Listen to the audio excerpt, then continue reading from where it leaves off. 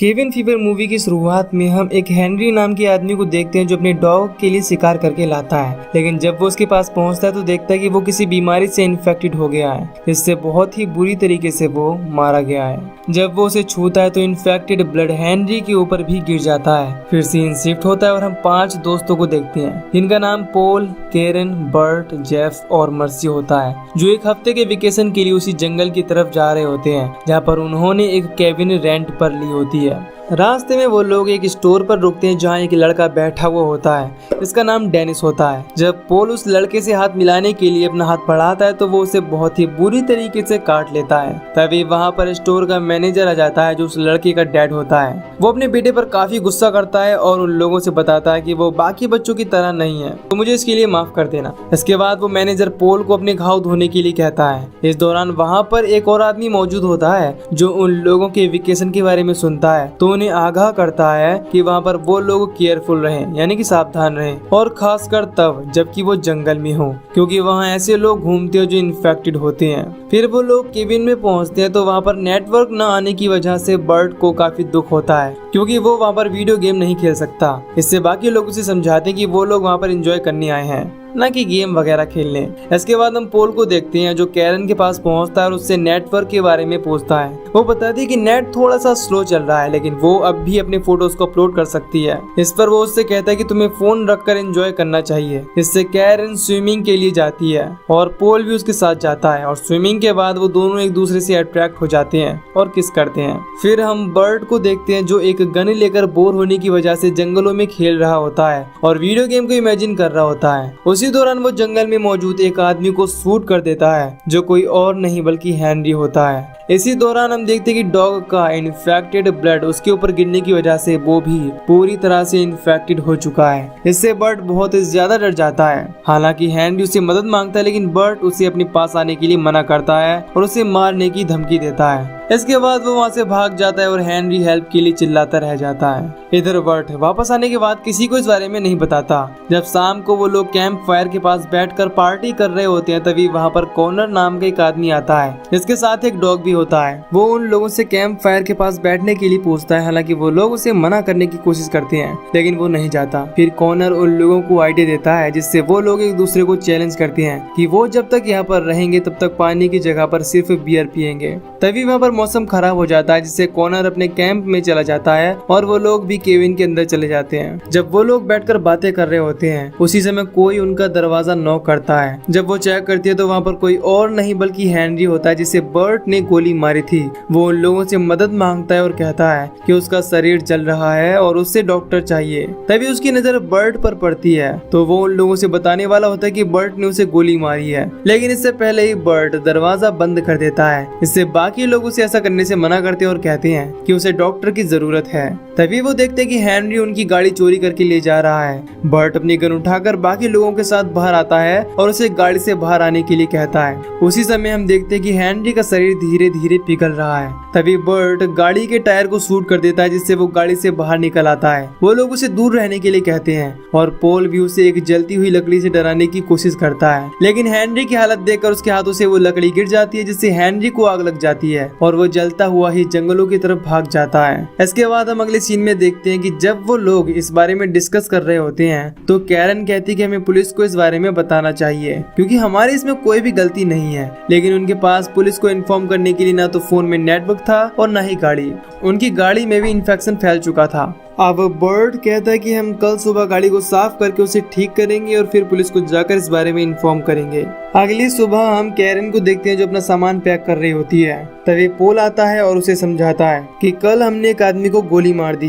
गलती किसी की भी हो लेकिन ऐसा करना सही नहीं था और हमें साथ मिलकर काम करना होगा तभी हम इसे ठीक कर पाएंगे। इसके बाद कैरन इसके लिए तैयार हो जाती है। इसके बाद हम देखते हैं कि बर्ट और पोल हेल्प के लिए किसी को ढूंढने जा रहे होते हैं। तभी उन्हें रास्ते में कुछ आवाज सुनाई देती है और वो उस तरफ जाती हैं। वहाँ पर एक औरत एक पिग को काट रही थी उन्हें देखकर वो बताती है कि अब यहाँ पर जितने भी पिग आते हैं वो सारे के सारे इन्फेक्टेड होते हैं, इसीलिए वो किसी काम के नहीं होते। जब वो लोग इस औरत से मैकेनिक के बारे में पूछते तो वो बताती है कि यहाँ आसपास कोई भी मैकेनिक नहीं है, इसीलिए तुम्हें टाउन जाना पड़ेगा। अगर तुम लोगों को टाउन जाना है तो मेरे घर चलो, मैं वहाँ से रिकी को कॉल करूंगी, इसके पास ट्रक है, वो तुम्हें ले जाएगा। उसकी ये बात सुनकर वो दोनों ही काफी खुश होते हैं और उसके साथ उसके घर पहुँचते हैं। यहाँ यह औरत उनसे हेनरी का हुलिया पूछती है और उनको हेनरी की फोटो दिखाकर कहती है कि क्या ये वही आदमी था। इससे उन्हें पता चलता है कि हेनरी उस औरत का कजन है।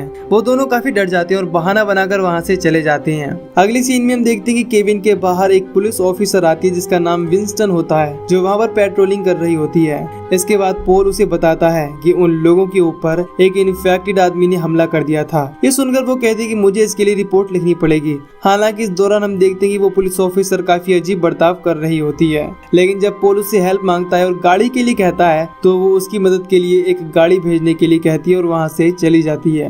अब जब पोल और बर्ट गाड़ी की सफाई कर रहे होते हैं तभी उन्हें कॉर्नर का डॉग दिखाई देता है जो कि इन्फेक्टेड लग रहा था और वो उन लोगों को काफी अजीब तरीके से देख रहा था। इससे पोल डर जाता है और उसे एक पत्थर से मारने वाला होता है, लेकिन तभी मर्सी वहाँ आ जाती है और डॉग के आसपास गन से शूट करती है, इससे वो डरकर वहाँ से भाग जाता है। फिर अगले सीन में हम कैरन को देखते हैं जो सो रही होती है। उसके पास पोल पहुँचता है लेकिन उसे सोता हुआ देखकर वापस जाने लगता है। तभी वो उसे रोक लेती है और अपने पास लेटने के लिए कहती है। इसके बाद वो उसे किस करने लगती है। इसी दौरान जब पोल उसे टच करता है तो उसे बहुत दर्द होने लगता है। वो उसके ऊपर से चादर हटाता है और देखता है कि कैरन भी इन्फेक्टेड हो चुकी है। इससे डरकर वो सभी लोगों को आवाज लगाता है। फिर कैरन उन सभी लोगों से हेल्प करने के लिए कहती है, लेकिन बर्ट उन सबको रोक लेता है और कैरन को बेड पर ही रहने के लिए कहता है। हालांकि इस दौरान कैरन बहुत ही ज्यादा बुरी तरीके से रो रही थी क्योंकि उसे दर्द हो रहा था, लेकिन वो किसी को भी उसके पास नहीं जाने देता और सभी लोगों को समझाने की कोशिश करता है कि वो उन सबको इन्फेक्टेड होने से बचा रहा है। इसके बाद वो सब लोग एक दूसरे को भी चेक करते हैं और कैरन को एक दूसरे कमरे में शिफ्ट कर देते हैं जिससे बाकी लोग इन्फेक्टेड ना हो। अब हम देखते हैं कि ये लोग प्लान कर रहे हैं कि सब लोग अलग अलग खाना खाएंगे और अलग अलग ही सोएंगे और सब लोग साथ साथ ही रहेंगे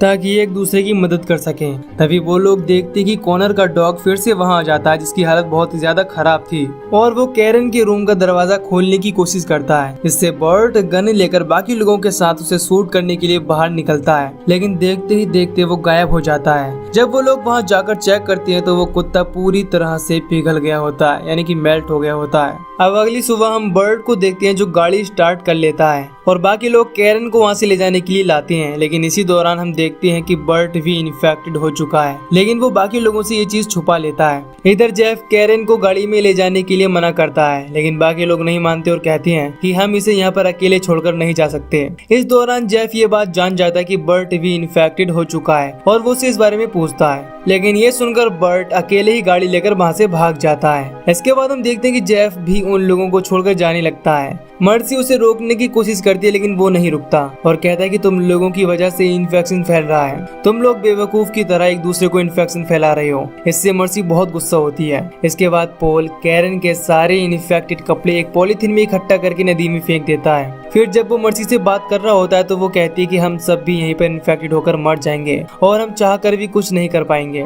इसके बाद इमोशनल होने की वजह से वो दोनों काफी करीब आ जाते हैं और एक दूसरे के साथ इंटीमेट हो जाते हैं। तभी हम देखते हैं कि मर्सी भी इन्फेक्टेड हो चुकी है। इधर हम बर्ट को देखते हैं जो उसी स्टोर में पहुंच जाता है और मैनेजर उसकी हालत देखकर समझ जाता है कि वो इन्फेक्टेड है। हालांकि बर्ट उससे डॉक्टर को कॉल करने के लिए कहता है। वो मैनेजर इस चीज के लिए मान जाता है। तभी उसका बेटा बर्ट को काट लेता है जिससे वो मैनेजर बहुत गुस्सा हो जाता है क्योंकि उसका एक बेटा पहले ही मर चुका है और अब दूसरा भी इन्फेक्टेड हो चुका है। इसलिए वो बर्ट को मारने के लिए गन मंगाता है। इससे बर्ट बहुत डर जाता है और वहाँ से गाड़ी लेकर भागने की कोशिश करता है। उसके जाने के बाद मैनेजर अपने दोस्तों से कहता है कि केबिन में गए सारे लोग इन्फेक्टेड हो चुके हैं, इसीलिए हमें पुलिस को कॉल करना चाहिए और उन लोगों को मार देना चाहिए। फिर वो उन्हें मारने के लिए बर्ट के पीछे जाते हैं। इधर बर्ट जब समझ जाता है कि मैनेजर उसका पीछा नहीं छोड़ेगा तो वो गाड़ी से उतरकर जंगल की तरफ भागने लगता है। इधर हम मर्सी को देखते हैं जिसका इन्फेक्शन बढ़ रहा होता है। जब वो रेजर से पैरों के हेयर रिमूव कर रही होती है तो उसी समय इन्फेक्टेड होने की वजह से उसके पैरों से बहुत ही बुरी तरीके से स्किन निकलने लगती है, जिससे उसे बहुत ज्यादा दर्द होने लगता है। इधर हम पोल को देखते हैं जो नदी के किनारे खड़ा होता है। तभी उस पर हेनरी अटैक करके पानी में गिरा देता है, जिससे हमें पता चलता है कि वो जलने के बाद भी जिंदा था, लेकिन अब पोल उसे नदी में डुबाकर मार देता है। इधर मर्सी को इन्फेक्टेड होने की वजह से बहुत ही बुरी तरीके से ब्लीडिंग हो रही थी, जिससे वो बाहर जाकर मदद के लिए जेफ को आवाज लगाती है। तभी वहाँ पर वही इन्फेक्टेड डॉग आ जाता है जो उस पर अटैक कर देता है। इससे उसकी चीख निकल जाती है। इसे सुनकर पोल वहाँ पर पहुँचता है और देखता है कि उस डॉग ने मर्सी को पूरी तरह से खा लिया है। फिर उसे कैरन की आवाज सुनाई देती है। वो गन लेकर उसके पास पहुंचता है और देखता है कि वो डॉग उसे भी नोच रहा होता है। पोल उसे शूट करके मार देता है। इसके बाद कैरन उससे खुद को भी मारने के लिए कहती है, क्योंकि उसे बहुत ज्यादा दर्द हो रहा था। वो बहुत ही पेन में थी। वो पहले तो मना करता है, लेकिन उसके दर्द को देखकर वो उसे मारने की कोशिश करता है, लेकिन गन से गोलियां नहीं निकलती, जिससे वो वहाँ रखे फावड़े से उसका गला काटने की कोशिश करता है, लेकिन वो नाकाम रहता है। इससे कैरन उसे फिर से मारने के लिए कहती है, लेकिन उसकी हिम्मत नहीं होती और वो उस पर वहाँ रखा फ्यूल डालकर आग लगा देता है। इससे वो जलने लगती है और उसे बहुत दर्द हो रहा था। ये सब देखकर पोल को बहुत दुख होता है। इससे वो रोने लगता है। तभी वहाँ पर बर्ट पहुंच जाता है, जो पोल को बताता है कि वो लोग हमें मारने के लिए आ रहे हैं, और इससे पहले कि वो ठीक से कुछ बता पाता, मैनेजर उसके सर को शॉर्ट गन से उड़ा देता है। इससे पोल बहुत डर जाता है। फिर जब उसकी नजर मैनेजर और उसके दोस्तों पर पड़ती है, तो वो उन्हें गन से शूट करने की कोशिश करता है, लेकिन गन से फिर से गोली नहीं निकलती। मैनेजर का एक दोस्त उसे बताता है कि तुम्हारी सेफ्टी ऑन है। इसके बाद पोल मैनेजर के शूट करने से पहले ही सेफ्टी रिमूव करके उन तीनों को गोली मार देता है, जिससे वो वहीं पर मारे जाते हैं। फिर पोल मैनेजर की गाड़ी लेकर वहाँ से निकलने की कोशिश करता है, लेकिन जब वो अपने हाथ देखता है तो उसे पता चलता है कि वो भी इन्फेक्टेड हो चुका है। इससे उसका ध्यान भटक जाता है और उसका एक्सीडेंट हो जाता है। इसके बाद वो गाड़ी से बाहर निकलता है और पैदल चलते हुए कैंप फायर तक पहुँचता है, जहाँ पर उसे शेरिफ विंगस्टन मिलती है, जिसने उसकी मदद करने का वादा किया था।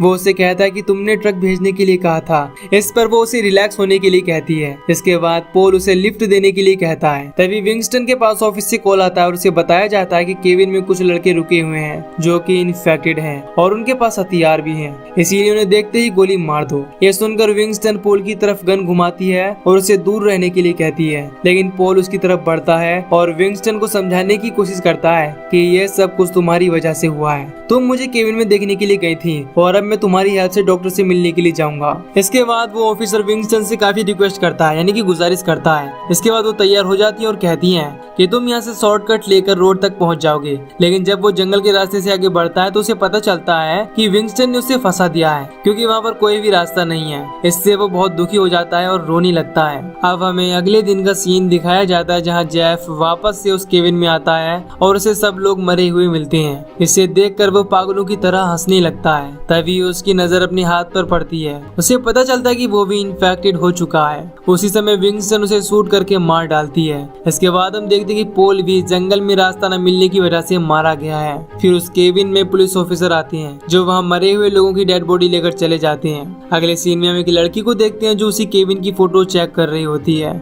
लेकिन जब वो इन्फेक्टेड लोगों की फोटो देखती है तो बहुत डर जाती है। और इसी के साथ ये मूवी यहीं पर खत्म हो जाती है। तो दोस्तों, अगर आपको इस मूवी की एक्सप्लेनेशन पसंद आई हो तो वीडियो को लाइक और चैनल को सब्सक्राइब कर दीजिए। बाकी मैं मिलूंगा आपसे न्यू वीडियो में। Till then take care, love you, bye bye.